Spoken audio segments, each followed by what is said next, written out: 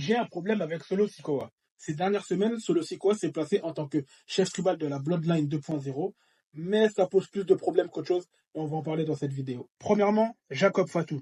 L'arrivée de ce dernier a eu un effet de raz-de-marée, et ce qui fait qu'il a effacé complètement les autres membres de la Bloodline, notamment par sa puissance, sa présence in-ring, ses spots incroyables, impactants, qui font que, auprès de certains fans, Jacob Fatou paraît plus crédible en tant que chef tribal que Solo Sikoa. Deuxièmement, son manque de crédibilité. Depuis la victoire contre John Cena, Solo Sikoa n'a eu qu'une seule grande victoire. C'est celle contre Cody Rhodes en tag team. Et je trouve ça très très faible pour créer de la crédibilité, voire même établir un Solo Sikoa puissant. Je pense qu'il lui manque quelques matchs de référence, sans forcément des interventions de la part de Tama Tonga et de Tongaloa, des réelles victoires, des victoires clean, puis à la fin peut-être un tabassage, histoire de dire, voilà, I acknowledge me. Mais même son attirail, ça vous fait rêver? Ces chaussettes rouges là, on en parle ou pas?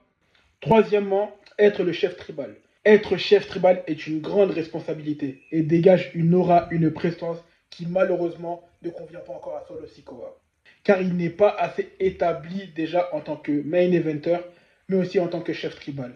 Il ressemble plus à un wannabe Roman Reigns qu'un réel chef tribal. Même s'il a mené de grandes actions, que ce soit de se débarrasser de Jimmy Uso et de Paul Heyman, je pense qu'il manque encore des accomplissements majeurs à Solo pour se dire être le vrai Tribal Chief.